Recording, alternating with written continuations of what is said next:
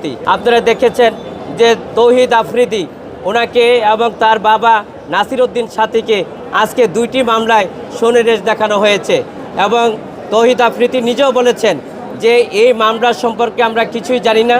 এই মামলার বাদীকে, আসামিকে, ভিকটিমকে আমরা আইনজীবী হিসাবেও তৌহিদ আফ্রিদি এবং নাসির উদ্দিন সাথীর আইনজীবী হিসাবেও আমরা জানি না।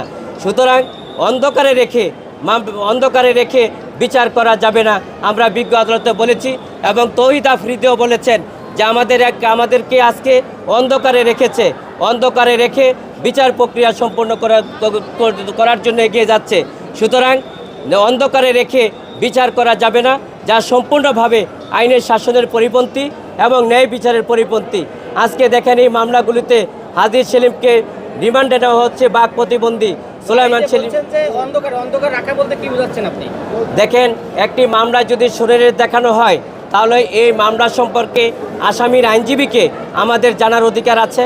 কি মামলা এবং মামলাটা কোথায় ঘটনাটা ঘটেছে, কি ধারা দিয়েছেন, আসামিকে, ভিকটিমকে, এই তথ্যপাত্র আমাদের জানাতে হবে রাষ্ট্রপক্ষের।